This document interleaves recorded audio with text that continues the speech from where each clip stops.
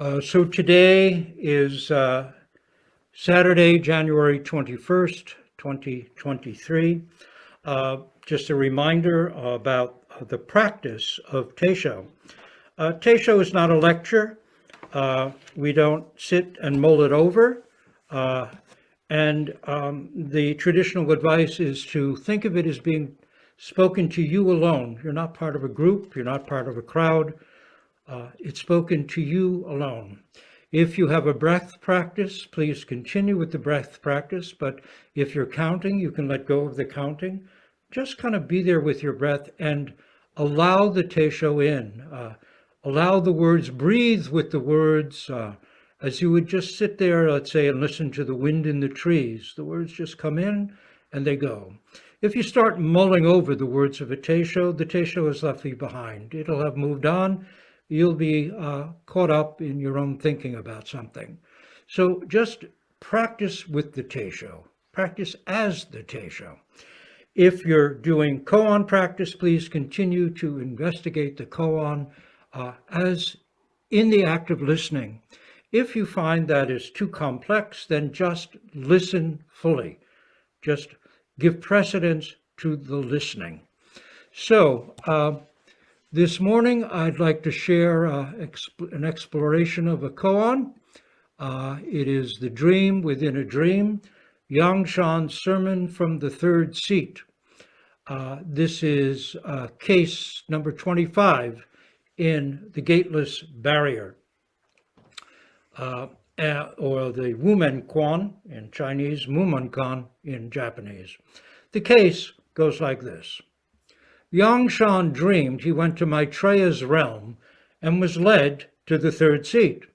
A senior monk struck the stand with a gavel and announced, "Today the monk in the third seat will preach." Yangshan rose, struck the stand with the gavel and said, "The Dharma of the Mahayana is beyond the four propositions and transcends the 100 negations. Listen, listen." That's the case. Mahayana, of course, literally means great. Mahayana is way. It is the great way, that is the one that encompasses all beings, that all beings are already intrinsically on, the way of one's own nature and the nature of all beings, the end point of which would be for everyone, even the bushes and grasses, realization of self-nature. This is the great way. No one and nothing is excluded. Now, Buddhist tradition tells us that Maitreya, his name means the gently loving one, is the future Buddha.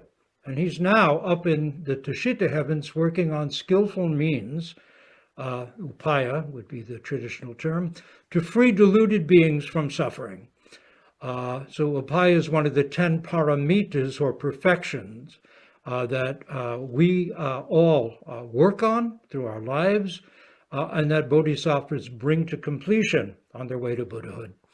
Generosity, morality, patience, vigor, focused meditation, inner strength, perseverance, wisdom, and knowledge would be the others. His posture as a Buddha, or Buddha to be, is unusual. Instead of sitting in the lotus posture, Maitreya usually sits in a chair, upright, one knee crossed over the other, very kind of familiar kind of posture if you have your ankle on your knee, and one hand to his cheek. And he's the implication is that he's creating, pondering, thinking of ways to help all suffering beings. And he's sitting in a chair with one leg crossed over the other. The implication of that is to show that he's about ready to get up and do it. He's about ready to get to work. However, time works differently in the higher realms. The heavens turn on galactic time, many million-year rotation of the galaxy, not the daily spinning of the planet. So a few years of heavenly time could be millions of years for us down on Earth. And according to Buddhist tradition, Maitreya is actually not expected on our time scale for another 5 billion years or so. So the implication is we're now between Buddhas, Shakyamuni, has come and gone. Maitreya is not going to be here for 5 billion years. Guess what? It's up to each one of us. That's the point. It's up to you. It's up to me. If you want good things to happen in this world, if you yourself want to engage more deeply with wisdom and compassion, it's up to you. No one's going to do it for you. Maitreya won't be here for a while. If you can wait 5 billion years, he's going to be very helpful. But if you feel 5 billion years is a bit much for you, then you should get to it right now. However, given his profound loving kindness, Maitreya actually can't just wait. So he's already here, sort of in disguise, wandering the dusty highways and markets of our world as an old pot-bellied, shaven-headed, big-eared monk, and in that form he's named Hotai. His photo was what we gave out to everyone, a very nice photo of it, for our Jukai gift this year. And if you come to the head of the stairs heading down, from the Zendo, you'll see that figure of Hotai right there. He carries a sack over his, the figure rather, a carving from Japan. He carries a sack over his shoulder filled with gifts. Sometimes he carries a wine gourd. He's not a stickler for purity and is always ready with a smile, a helping hand, a timely word, a laugh, a cup of wine or tea or sweet buns or toasted rice cakes, quietly, skillfully, in this very ordinary form, nothing you'd even notice, doing all he can to keep things on track. But of course, it's not easy. Things are rough down here. So much can and has gone wrong, and yet Hotai persists. He appears as our own realized nature in the 10th and final oxherding picture, which tells us something about his ultimate reality and our own. But you may remember the verse of that final oxherding picture. It's quite encouraging. It goes like this: bare-chested and barefooted, he comes into the marketplace. Muddied and dust-covered, how broadly he grins. Without recourse to mystic powers, withered trees he swiftly brings to bloom. By the way, one other point about Teisho is please sit in Zazen posture, hands down in your lap. So we do Zazen as practice the Teisho. We don't sit and just take it in like a lecture. We practice the Teisho. So when Hotai's around, we stop huddling against bitter winter winds, and instead we find ourselves back in springtime. It said when Shakyamuni realized full and complete enlightenment, this is a mythic perception, all beings momentarily experienced freedom. When a breeze blows, all sails are filled. When the sea rises, all boats are lifted. Seamus Heaney, one of the great Irish poets who recently died, if you don't know his work, I recommend it, has a poem called The Wellhead, which includes these lines about a blind neighbor, which gives us this very ordinary and simple sense of the presence of someone like that. She was blind, this woman who lived near them. She played the piano and they would listen to that. She let them touch her Braille books when the children came to visit her. And here's the lines from the poem. She knew us by our voices. She said she saw whoever or whatever. Being with her was intimate and helpful, like a cure you didn't notice happening.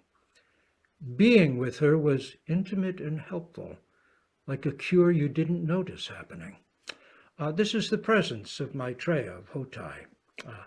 Now, guarding the entrance of Zen temples we visited in China in 2006 were huge, fierce guardian figures. If you know the Lord of the Rings, like Gandalf before the Balrog on the bridge, the narrow bridge in the mines of Moria, they would say, if they had words, "You shall not pass." But if you had the fortitude and purity to walk past them and go into the temple, when you turned and looked back, what you saw sitting there behind them was a big, smiling figure of Hotai beaming at you. So what seems to be terrifying on the outside is your friend once you step inside. You can also see Hotai, this kind of ordinary form of Maitreya, which is where Yangshan is seated in the heaven of Maitreya. In Chinese restaurants, he's that happy Buddha sitting on the shelf over the cash register, a little populist, totally misunderstood image of something that in reality is quite mysterious, profound, and grand. So, Yangshan, who was known in his own time as Little Shakya, that is a miniature Shakyamuni Buddha, kind of high praise, about 1200 years ago in China, has this dream that he's with Maitreya up in his heavenly palace amidst an assembly of Buddhas from different galaxies. Actually, it comes from a sutra, this little story, who are meeting to discuss, well, probably to discuss what Buddhists talk about, shop, that is, how to save sentient beings. And not only is Yangshan there in that lofty assembly, amidst all these Buddhas, but he's seated in the third seat, the seat of honor. In the first seat sits Shakyamuni Buddha. Next to him is Maitreya, the Buddha to be. And third, he himself, Yangshan. Now, according to Buddhist tradition, there are countless worlds, heavens and hell spread throughout a limitless universe.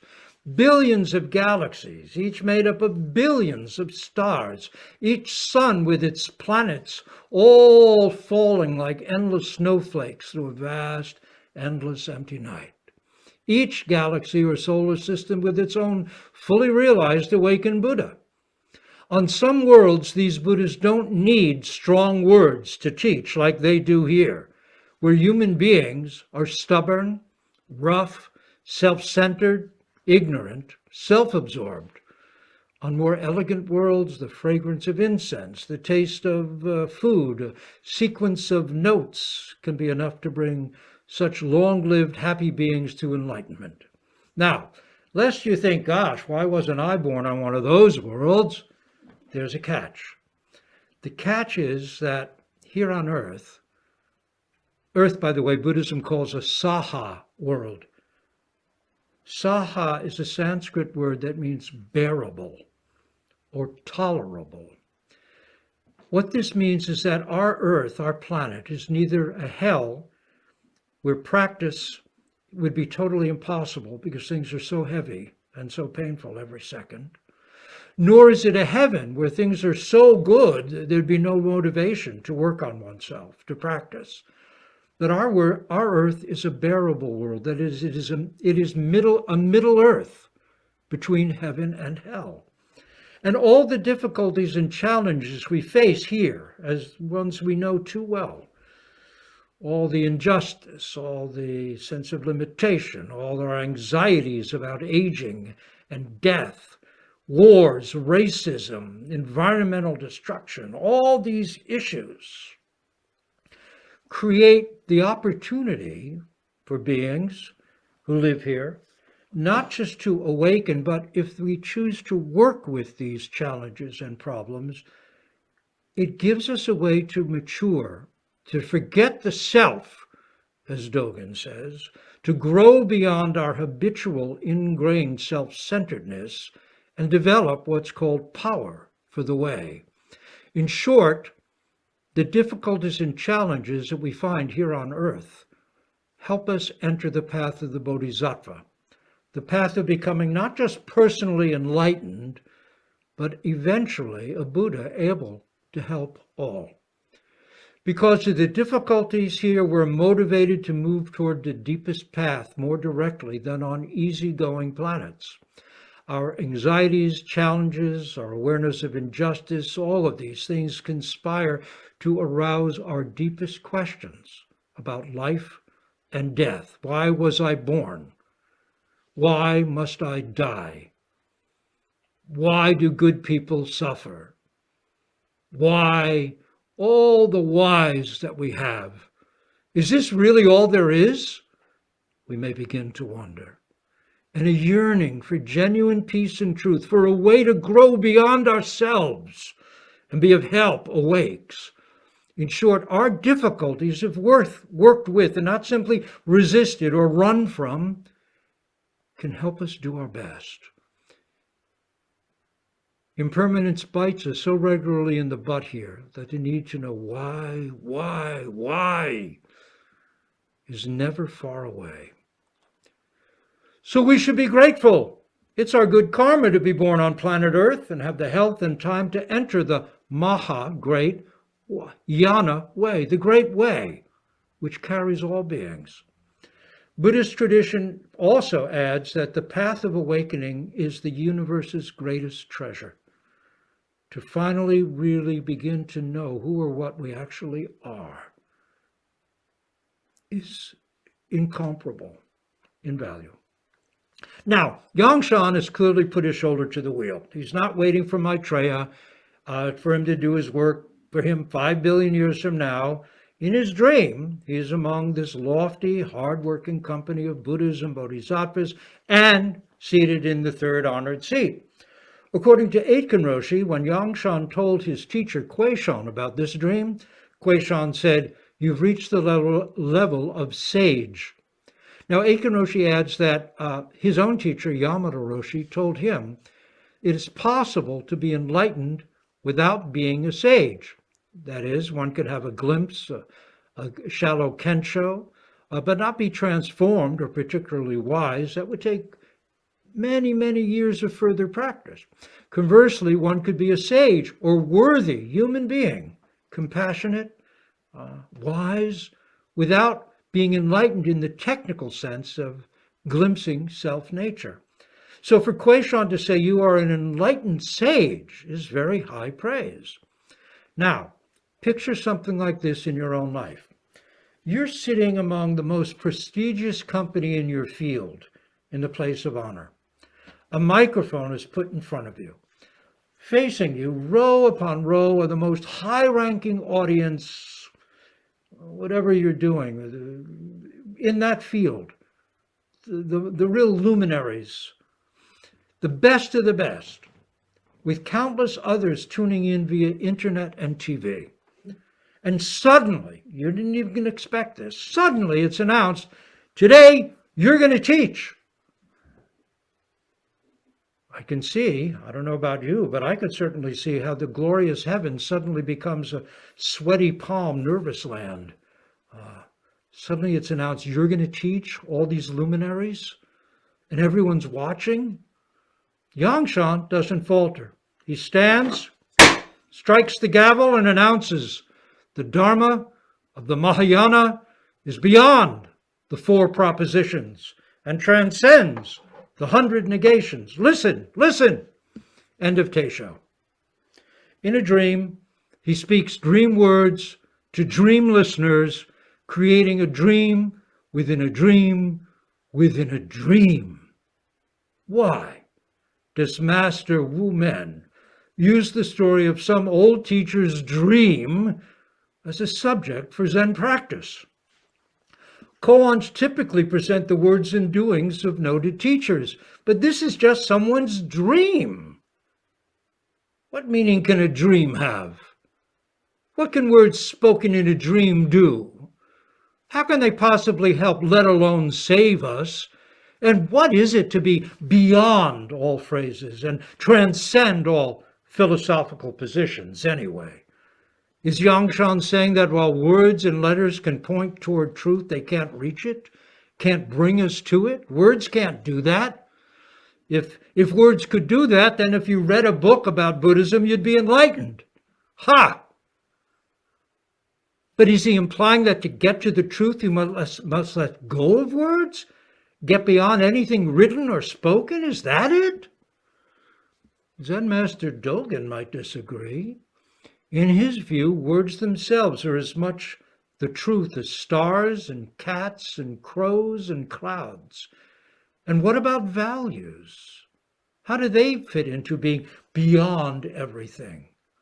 In transcending everything, do we leave values behind? What kind of person would we be then?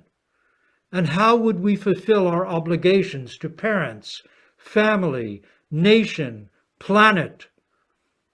does Yangshan mean when he says that we have to get beyond all philosophical positions, all words and phrases in order to realize the Dharma truth, the Dharma of the Mahayana?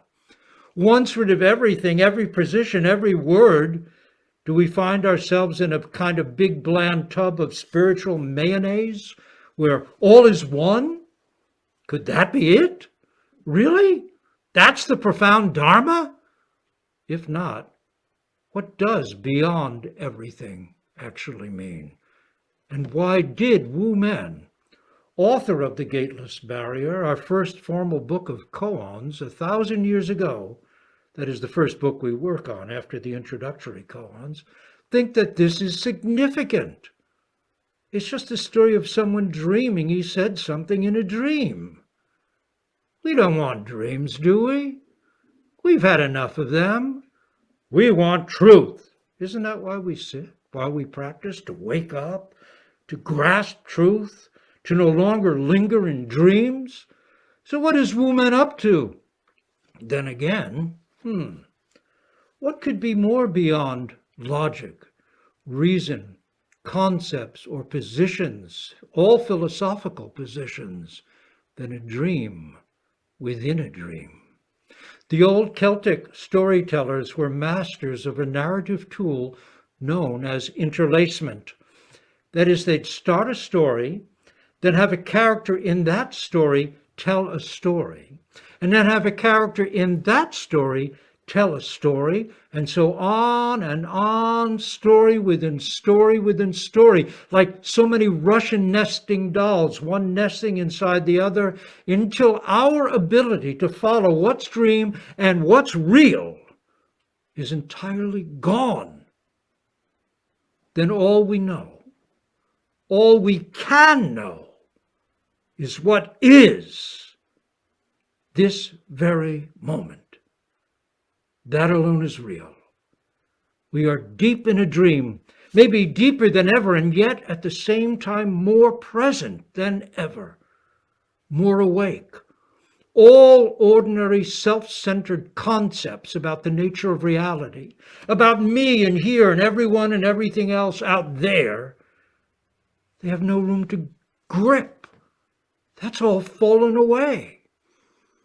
Now in Zen, dreams and dreamlike events are typically termed makyo, meaning mysterious, uncanny, strange, or delusive. Ultimately, anything not enlightenment is a makyo, a dream. From the perspective of deep practice realization, our ordinary waking life is a makyo of sorts, a dream. We have old songs that sing or tell us the same thing. You know, merrily, merrily, merrily, life is but a dream. Row, row, row your boat. We all knew this song as kids. What was it saying? And how about this from Edgar Allan Poe, of all people, whose birthday was yesterday, January 19th? All that we see or seem is but a dream in a dream. Edgar Allan Poe, not bad. All that we see or seem is but a dream in a dream. There are also low-level makyo that occur when the mind quiets and images, ideas, and sensations bubble up when we're doing zazen, come up from unknown depths. After a few days of sesshin, complex and detailed movies can appear on the wall before us, or in the grain of the wood on the floor, or the walls or floor might seem to ripple in waves. All such experiences simply signs of deepening practice. We are encouraged by the old teachers to let them come and go like images in a dream and not fixate or get involved. Like right now with the Teisho, just continue steadily with our practice, counting each breath, experiencing the breath, sitting fully focused, thinking, not thinking, or absorbing ourselves fully in our koan. Still, this dream of young Shams is different. It feels mysterious, permeated with timeless, ungraspable meaning. When we awake from such a dream, we might find the tang of incense on the air. Was it real? We might think. Was it a dream? Zhuangzi, the ancient Chinese philosopher sage, Lao Tzu and Zhuangzi are two of the greats in China, had a dream, perhaps you've heard of it, in which he was a butterfly. When he awoke, he wondered if he was a man who dreamed he was a butterfly, or a butterfly dreaming even now that he was a man. Which was real? And how would he know? Makyo can also have deep significance, presaging a deeper level of practice. For instance, in a dream, a voice might reveal a genuine insight, or a scientist in a dream might see the solution to a vexing problem, like Crick finding the spiral shape of DNA in a dream. Or a writer might come upon the solution to his novel in process, or a musician might hear the closing strains of a symphony she's yet to write, or a Zen student might rise up through layers of dream into wakefulness. All doubts fallen away. Artists, scientists, religious practitioners through the ages have known this. Creativity may depend upon it. We may call it vision or imagination, instinct or intuition, but there are clearly subtle realms like gifts, like grace. Maybe animals know it too. What, after all, is instinct? Now, Wu Men's commentary on the case goes like this. And again, in Teisho, if you need to move, that's fine. Just move quietly and attentively, and then settle into your posture again. Tell me, here's Wu Men, did Yangshan preach or not? If you open your mouth, you're lost. If you shut your mouth, you will also miss it. If you neither open your mouth nor keep it closed, you're 108,000 miles off. 108,000 is a classical Buddhist reference to our 108 defilements, our greeds, angers, ignorance, self-centered thinking, that with enlightenment or genuine intimacy become 108 perfections or virtues. Nothing is added to us with realization or intimacy, nothing taken away. Things are already as they are, defilements and perfections, samsara and nirvana. It all depends on what perspective we're looking from. We can't gain intimacy, another name, traditional for realization or enlightenment, because it's always here. How can you gain what you've never lost, what's been your nature from the start? And who is there to gain anything anyway? Intimacy is so intimate, so intimate. There's no one standing separate from what is grass, stars, broken glass, the caw of a crow. Just this, that we can't get it or gain it, can't grasp it with concepts. The good news is that we can awake to it. Still, as Wu Men says, if you open your own mouth to say, yeah, he did preach, you're lost. I mean, come on. It was just a dream. He didn't say a thing. He just dreamed it. If you dream you wrote a novel, did you write it? Well, maybe in another world, who knows? Maybe you did. Then again, if you keep your mouth closed, meaning no, he didn't say it, you've missed it too. For something did happen. Yangshan did have a dream.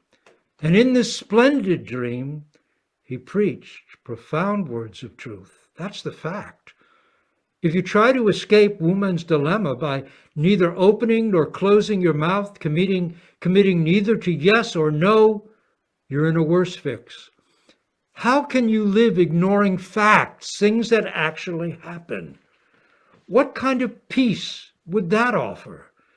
How real could such peace be? What kind of life would you have always sitting on the fence, purposefully avoiding choosing sides, unable to go one way or the other, Do you mean to say there's no right or wrong, no up or down, no hot or cold?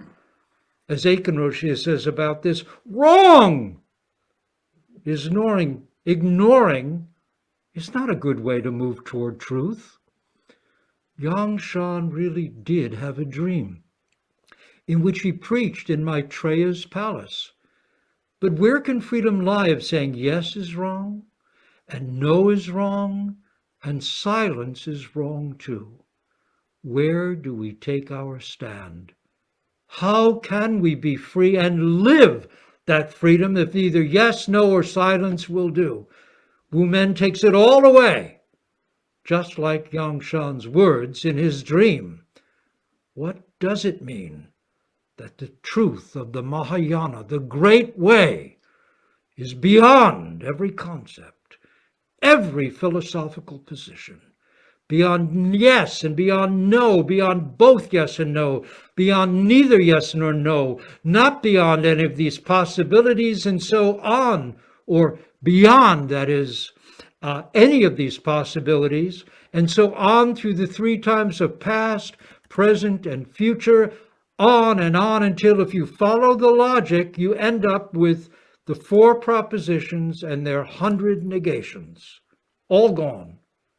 So much for logic as a path to truth. What is it to be awake? What is it to be asleep? What is a dream? What is real? How can we tell?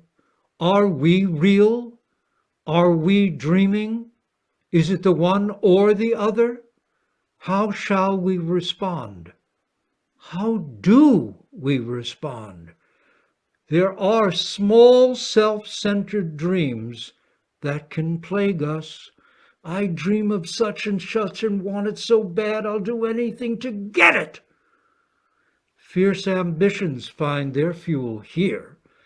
Less drastic versions abound and form the texture of our ordinary daily reality. I'm in here, she's out there. That's a tree, that's a raindrop, that's a cow. Ordinary reality is a kind of commonly agreed upon dream. We are such stuff as dreams are made on, says Shakespeare through Prospero, the magical stage manager of that terrific play, The Tempest. We are such stuff as dreams are made on.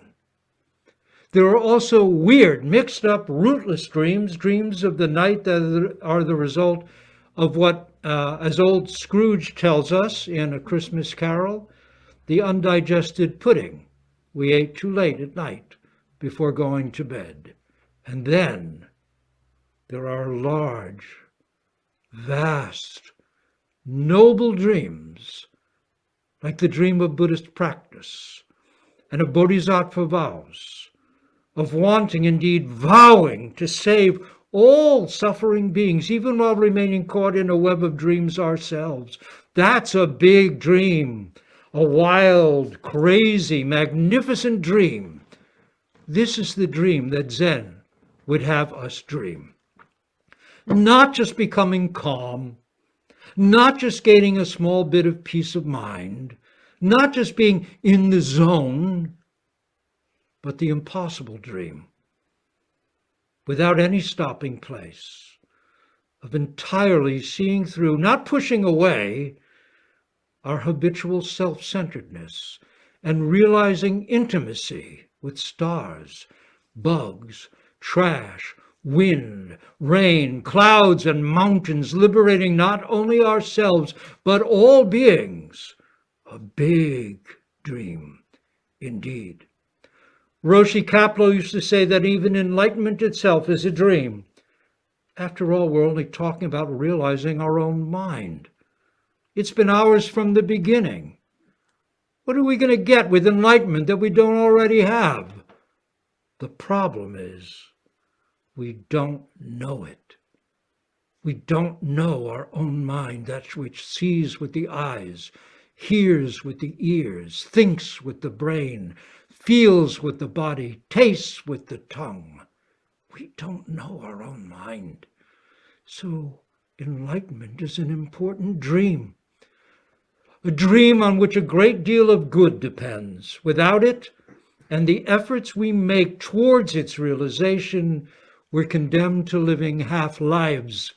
We get up each morning lost on what Zen calls the mind road, hardly able to notice the miracle of the rising sun, or the light on leaves at midday, or the moon and stars at night. We live in thoughts about things, not things themselves. I cannot tell you how good this tea tastes, how refreshing it is. I can't give you that taste. It's mine alone. To know that taste, you'd have to drink it yourself. Ordinary mysteries abound, yet while lost in the dream we live, we should not discount even that dream's value. Like Yongshan's dream talk itself, there is truth in actions and words in a dream. Life is but a dream, as the old song says. But a Bushman saying that appears in Lauren Vanderpost's wonderful old book on the Bushmen of the Kalahari goes further. In that book, The Heart of the Hunter, he quotes the Bushmen who say, "There is a dream dreaming us. There is a dream dreaming us." For a dozen years or so, I had the good fortune to be invited every year to tell stories and talk at Zuni Pueblo, one of the most traditional remaining native communities of North America. One day, as Rose and I were driving out of Zuni, we saw a terrible figure striding down the highway that runs through the Pueblo. It was a Toshle, one of the fierce Punisher Kachinas, or sacred beings, a kind of wrathful form of compassion such as you might find in Tibetan Buddhism. He wore a big sacred wooden mask with big sharp teeth and bulging eyes and long black bloody hair. Bloody because one hand held a bloody knife, made of painted wood actually, and with that one hand a Toshle brushes back his bangs, leaving them blood-stained. He would soon pass Dayalane Elementary School, the school that looks out on Dayalane, sacred corn mountain. Knowing that he was coming, the teachers would rush out to gather the children before he passed the school, because if they didn't, and those kids saw a Toshle, the punisher of wrongdoing and wrong thinking, they would faint dead away, dropping down onto the asphalt of the schoolyard. Myth isn't something confined to a book by Joseph Campbell. Myth is real. A Toshle is real. Roshi Kapleau had a Rinzai-like personality, forceful and direct, yet he took quite a Soto-like stance, intuitive and sensitive when it came to myth. He never spoke of Buddha figures or Buddha statues. He always said the Buddha on the altar. Why? The Buddha is real. Maitreya is real. Yongshan is real. You and I are real too. Dogen wrote in Gabyo, painting of a rice cake, in Shobogenzo, Eye of the Treasury of the True Dharma, if you say a painting is not real, then the myriad things are not real. Then again, how real is so-called reality? Isn't it in good part what we imagine it to be, or what we've been conditioned to believe it to be? Aren't we ourselves in large part what we're conditioned to believe ourselves to be? Have you seen ultraviolet photos of flowers? They are fantastically lit up, as if with neon, providing illuminated landing strips for insects, almost with bright blinking arrows pointing to the pollen. But we humans don't see it. We don't see this reality. Dogen says in the section Mountains and Rivers Sutra of the Shobogenzo that fish and dragons see water like a palace. If you told them that their palace was just water, they'd be shocked. And then again, humans are shocked when Dogen in that same section says that mountains flow. We don't see it. Yet geologists easily confirm this truth, as do mountain climbers who finds seashells, fossil seashells at the top of the Himalayas, which were once the bottoms of ancient seas. So is reality really real, or is it too a kind of dream? We are such stuff as dreams are made on, and our little life is rounded with a sleep. Bob Dylan adds in Talking World War III Blues, I'll let you be in my dream if I can be in yours. Dreams within a dream. Shibayama Roshi, in his commentary on this koan in his book Zen Comments on the Mumonkan, mentions that when the Japanese teacher Takuan was dying and was pressed by his disciples for a last verse, which is kind of traditional in Zen circles, especially in Japan, when dying, many of the great haiku poets and also Zen teachers wrote a final verse. That was their final act. Well, Takuan picked up his brush and wrote one word, and the word was dream. That was his last word, dream. Roshi Kapleau used to relate how not long after he arrived at Hoshinji Monastery in Japan, out of the blue, one day a monk asked him, Kapleau-san, do you believe in dreams? He told us it took him many years of dedicated Zen practice before he finally grasped what that monk was seemingly so innocently getting at. Kapleau-san, do you believe in dreams? Do you believe in dreams? Who is it that believes in dreams? There is a dream dreaming dreams. There is a dream person teaching in a dream to dream beings in the koan, and right now, right here, in this Zendo, and in your houses where you're hearing it, or in the Zendo where you're receiving it. A dream person teaching in a dream to dream beings. Is that wrong? Is it wrong that our life is a dream? Does that belittle or demean a thing? It's not just that it's just a dream. Rather, it's a dream. Do we need to change that? Do we need to make it realer? What would that look like? How different would it be? Then again, think of what Yangshan said from his dream within a dream. The Dharma of the Mahayana is beyond the 4 propositions and transcends the 100 negations. Listen. Listen. Right now. Not just one day in the future when we get it. Right now, reality is beyond yes, no, up, down, dream, true, real, good, bad, wise, foolish. What is it then? Did Yangshan express it fully? And how will we? For we must every day. We too are in the 3rd seat. And every day, someone, some situation, some event puts the gavel in our hands and says, speak words of truth.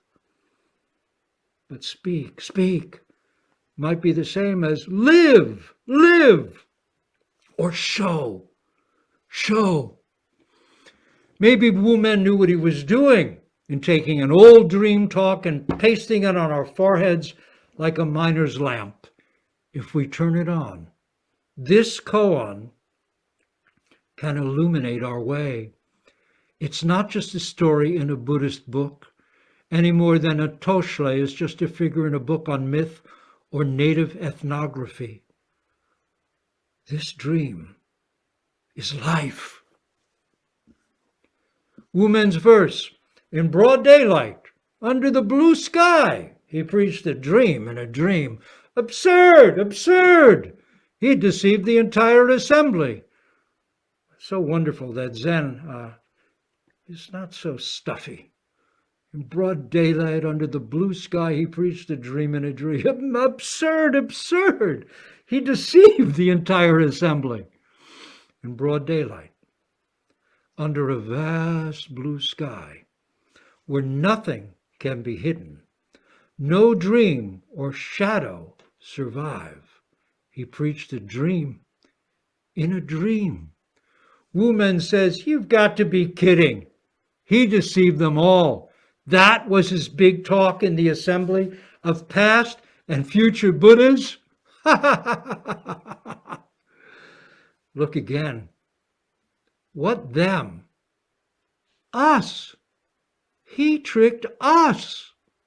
And Wu Men is still tricking us with this koan case and with his whole gateless barrier koan collection. Yang Shan may have played a trick, but so did Wu Men, and they're deceiving us even now, tricking us out of our small, cramped dreams, out of our little, dreary, suffering-causing, alternately self-doubting, self-asserting nightmares, and putting us out in the bright sunlight, where for a moment we can blink our eyes and laugh and laugh. With this dream scenario, Yang Shan and Wu Men have found a way to pull the wool not over, but off our eyes. And that's a pretty good trick, wouldn't you say? Unlike our ordinary dreams of slumber, this koan's dream is an alarm clock ringing at our bedside, helping us to awake and face the daylight of right now. We'll stop here, and I will turn off the recording and turn the laptop around so we all face the altar at home and those zooming in and here, and recite our great vows for all. So let me just stop the recording and we will move on to that.